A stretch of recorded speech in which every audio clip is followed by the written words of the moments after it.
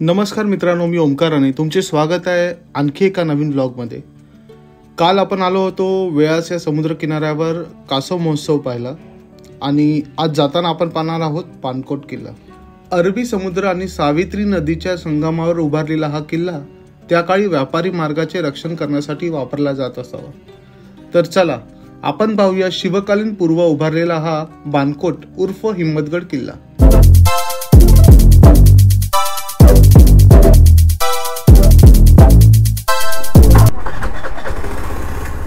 चला आता आपण निघतो होमस्टेवरून।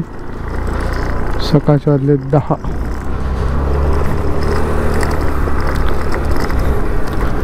आज आहे वेळास या गावामध्ये जत्रा। सगळं गाव सजवलेलं आहे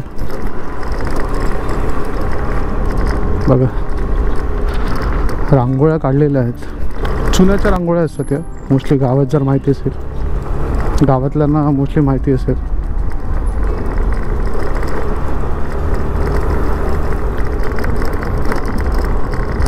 आणि हा काढल्या जातात जे नारळाचं वरचं जे टरफल असतं कडक, कोकणातले जे नारळ असतात किंवा कोणतेही नारळ जे असतात त्याची जी वरची साल असते त्याने ते रंगवले जातात। तर आपण इथून जाणार आहोत बानकोटला, बानकोट किल्ला। हा जो वरती रस्ता जातो तो समुद्राकडे जातो, वेळाच्या जिकडे कासव महोत्सव होतो तिकडे। आणि हा आपला कोस्टल रूट। एका बाजूला डोंगर आहे आणि एका बाजूला समुद्र।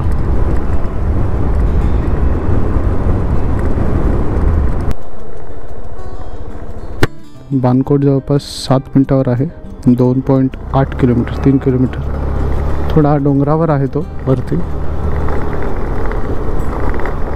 आणि वरनं आय थिंक समुद्र मस्त लांबलचक दिसेल।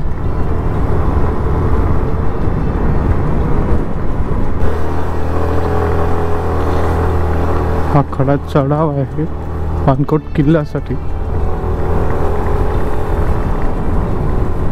खालचा जो रोड आहे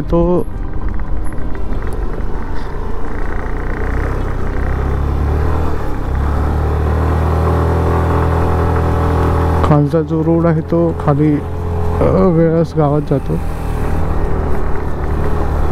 चढ खूप जास्त आहे।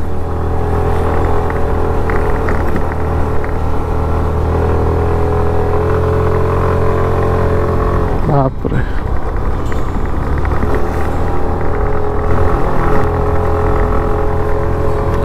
टू व्हीलर आहे म्हणून लवकर चढली, 4 व्हीलर तर वांदे झाले असते। शार्प टर्न सुद्धा आहेत 2।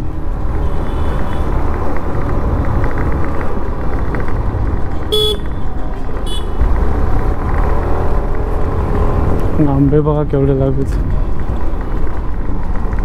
हाताला लागतील तेवढ्या उंचीवर आंबे आहेत।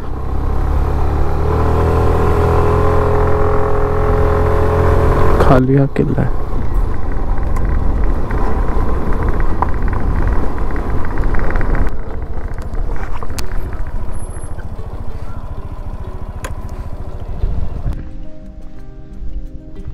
आपण आता आहोत बानकोट किल्ल्यावर।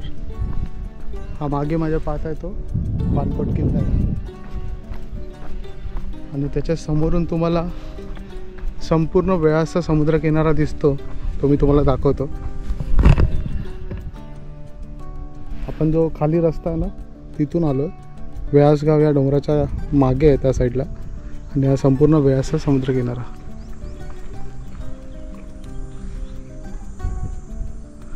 त्या बाजूला श्रीवर्धन आहे आणि हरिहरेश्वर आहे। हे जे आहे डोंगर दिसते त्याच्या आसपास हरिहरेश्वर आहे। जाताना आपण त्याच रूटने जाणार आहोत, बोटीने पलीकडे, आणि त्यानंतर माणगाव करत मुंबईला। चला आता आपण पाहूया बानकोट किल्ला।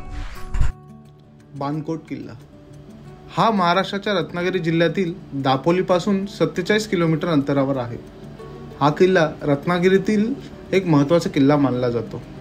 हा किल्ला सावित्री नदीच्या काठावर असलेल्या व्यापारी मार्गाचे रक्षण करण्यासाठी त्या काळी बांधला गेला असावा। किल्ला बानकोट हा कधी बांधला गेला असावा याचे कुठेही लिखित उल्लेख नाहीये। या किल्ल्याचा सर्वप्रथम लिखित उल्लेख ग्रीक प्रवासी टॉलेमीच्या प्रवास वर्णनात आढळतो. त्यावेळेस याचे नाव मंदारगिरी किंवा मंदगोर किंवा नानागुना असे असावे. चीनी प्रवासी युआन श्वांग याने इसवी सन 640 मध्ये येथे वास्तव्य केल्याचे त्याच्या पुस्तकात नमूद केले आहे. हा किल्ला पोर्तुगीज लोकांनी विजापूरच्या मोहम्मद आदिल शहाकडून इसवी सन 1548 मध्ये जिंकून घेतला. त्यानंतर 1700 मध्ये मराठे कोळी सरदार कान्होजी आंग्रे यांनी हा किल्ला जिंकला आणि त्याचे नाव हिम्मतगड असे ठेवले. किल्ला जास्त मोठा नाही आहे. आज रविवार आहे त्यामुळे किल्ल्यावर एवढी गर्दी नाही आहे. खरं तर मला वाटतं जे ट्रिप ऑर्गनाईज करतात ते शनिवारी या किल्ल्यावर येत असावेत, त्यामुळे जास्त गर्दी नाही आहे. तरी जे स्वतःहून येतात ते संडेला येत असतील, कारण जाताना इथून बानकोट करतमध्ये घरी जाऊ शकतात. किल्ल्यावर एक मोठी तोफ आहे.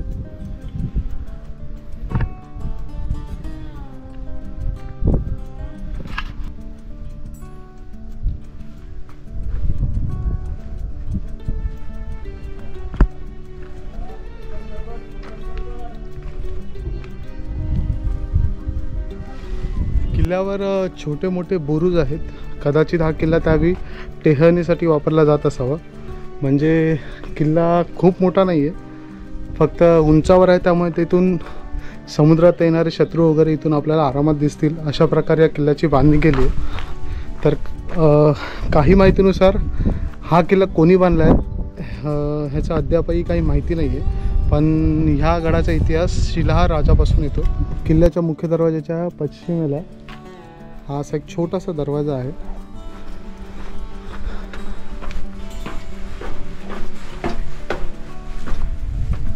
हा किल्ल्याचा मुख्य दरवाजा आहे. तिथून पश्चिमेला हा छोटासा दरवाजा आहे.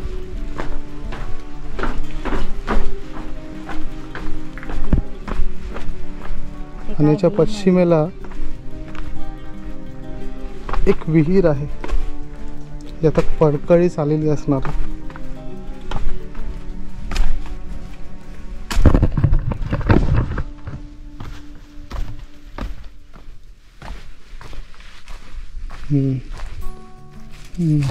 काय नाही आहे विहिरीत. आणि ही विहीर आहे. विहिरीच्या बाजूलाच एक चोर दरवाजा आहे.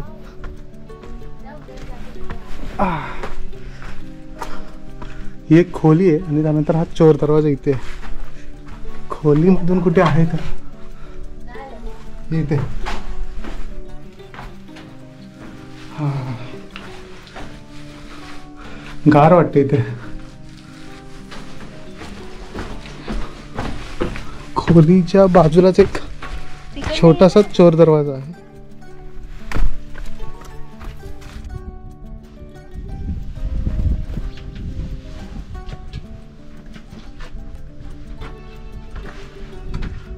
चोर दरवाजा आहे.